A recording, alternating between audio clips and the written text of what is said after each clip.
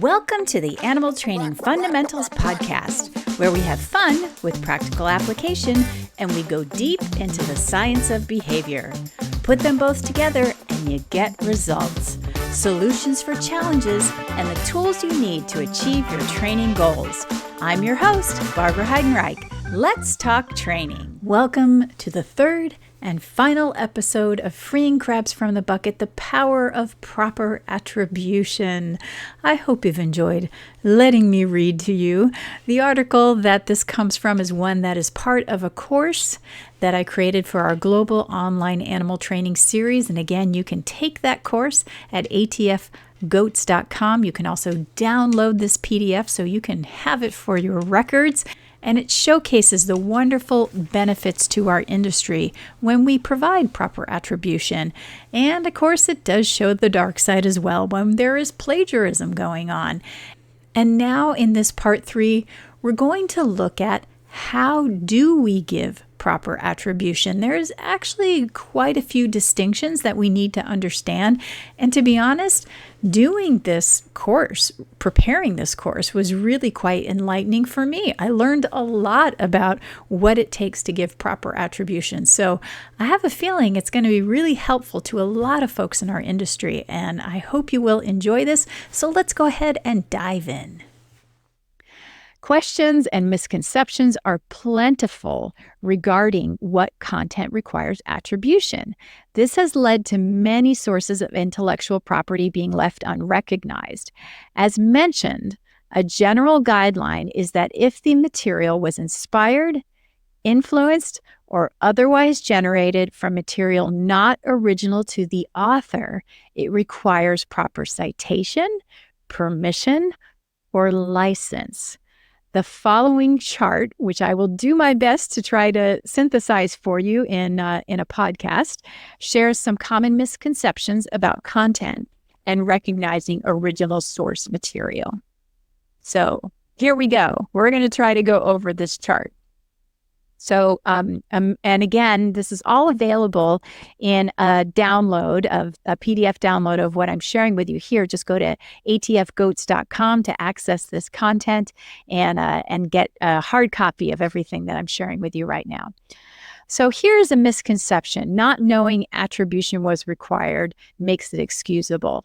Unfortunately, the truth is, if it is the content creator's responsibility to understand proper attribution. If a reference is absent, the author should be asked to provide it. The content was from, and this is a misconception, the content was from the internet. Therefore, it doesn't require attribution. Oh boy, big old misconception. See the section below on learning how to cite content from the internet properly. And again, we'll get to that. The content was from social media. Therefore, it doesn't require attribution. And this one's probably a shocker for people, but that's a misconception. If it's a podcast, popular magazine, blog post, it doesn't require attribution. So again, that's a misconception. Here's another myth. The content was from personal communication. Therefore, maybe it doesn't require attribution. Again, this is a misconception. In fact, we've had a way to give attribution to personal communication well before the internet. The original source of the content is unknown. Again, a misconception. You may have to do extensive research to get to original mentions of material. And a good place to start is looking at references in other literature. The content is very old. So the myth is that maybe that doesn't require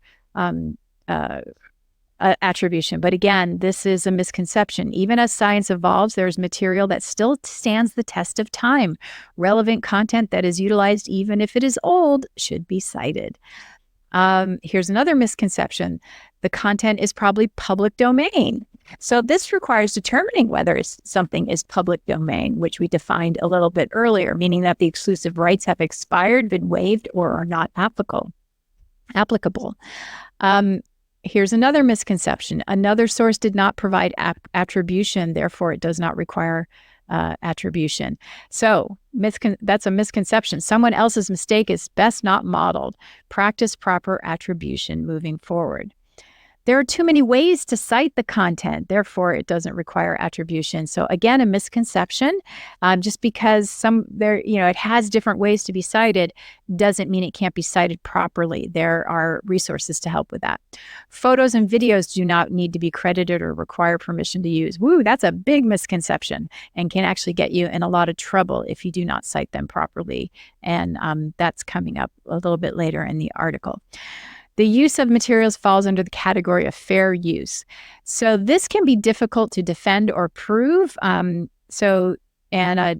can look up some more about that topic. There are 4 factors that you must adhere to avoid litigation when it comes to calling content fair use. And even if it is fair use, you still have to provide proper attribution for the use of the material. The material is licensed under Creative Commons, therefore it can be used freely. Again, this is inaccurate. There are different types of Creative Commons licenses which have different permission conditions. They require attribution to be provided to the original content creator. So again, still attribution is required. And here's another misconception. There are no consequences or accountability for plagiarism, so it doesn't matter. So hopefully you have already learned by what we've covered so far that this is a misconception. This article explains how a lack of proper attribution results in many desired outcomes for both the individual and the industry. Okay, let's get into understanding citations, permissions, and licensing. Whoa, heavy-duty stuff, but important to know. Appropriately crediting intellectual property begins with the awareness of what it means to plagiarize and why it is vital to avoid it. This leads to recognizing when something needs to be cited, requires permission or licensing to use, what should be excluded, and taking the appropriate action. It is critical to research what the appropriate action is. An error can be quite costly. For example, using music, videos, or photos without a proper licensing agreement from the content producer could result in legal and financial fallout. Citation, permission, and licensing are distinct concepts related to using and managing intellectual property. And I'm going to give you a brief explanation. Citation refers to giving credit or acknowledgement to the original source of the information, ideas, or creative works. It's an easy way to recognize and show respect for the contributions of others. Permission involves obtaining explicit approval or consent from the owner or rights holder of the intellectual property before using, reproducing, or distributing that property. It ensures that the user has the legal right to use the intellectual property and helps prevent copyright or other legal issues. Licensing is a formal agreement between the intellectual property owner, the licensor, and another party, the licensee, granting specific rights to use, distribute, or reproduce the intellectual property under certain conditions. It doesn't mean you get to use it all the time, however you feel like it. There's certain terms and conditions. It provides a legal framework for using intellectual property, outlining the terms and limitations of use, and often involves payment, royalties or fees to the licensor. Big, heavy stuff there. Important to know the distinction. In summary, citation is about giving credit, permission is about obtaining approval to use intellectual property, and licensing is a formal agreement outlining the terms under which intellectual property can be used, often involving payment. These concepts are crucial in various fields to ensure ethical and legal use of intellectual property. We're going to take a little break to give you your first secret word, and the secret word is public domain. Secret words are important to remember and submit to show you have listened to this podcast for your professional development. All right, back to the program. Content developers may have discovered that platforms such as YouTube send notifications when music or video content that infringes upon the copyrights of others is discovered. So this commendable messaging helps remind producers that permissions are required to use materials from others. The industry benefits from these additional checks and balances to help shape the behaviors needed to eliminate plagiarism and increase proper citation. This need is also evidenced when famous quotes, such as taglines or social media fodder, are used without appropriate citation. The words of prize-winning poets, authors, and pioneering scientists deserve to be placed in quotations followed by their names. In truth, when used without modification, any content creator's original words are to be quoted and credited. So there are numerous resources to guide animal trainers. However, here are some simple guidelines for you. So if you're using words from somebody, you want to properly cite 7 or more words together from another source. If you're quoting somebody, find the original source and properly cite it. If it's a photo, use an original photo, source royalty-free, or use imaging licensing services. If it's a video, same thing, use original video, source royalty-free, or use video licensing services. Music, same thing, use original music, source royalty-free music, or use appropriately licensed music. And if it's an idea, find the original source and properly cite it. Time for your second secret word, and the secret word is license.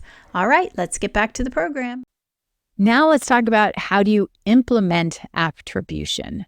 With the awareness that proper attribution is required, ethical, and beneficial, animal trainers are now tasked with implementation.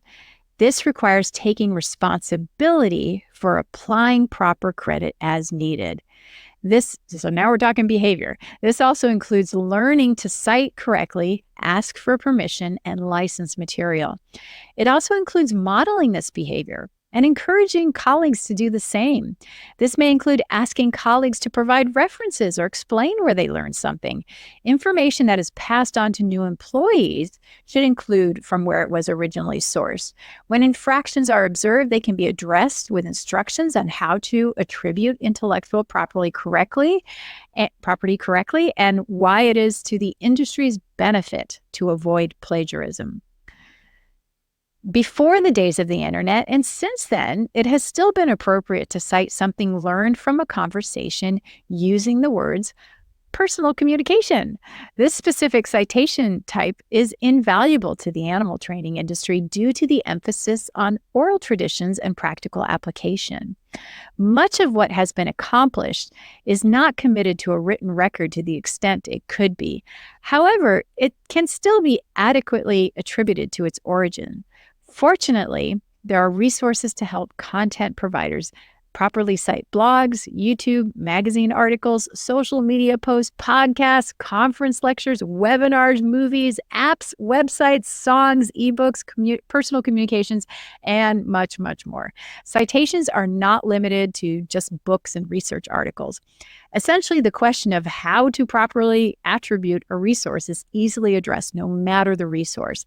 And there is a table in the appendix of this PDF that I am reading to you that has links to specific resources for additional guidance. And again, you can go to atfgoats.com to download this PDF with those links to those resources. So here I'm going to share a little history with you, a little story that I think has had some impact for me, and I hope it has impact for you.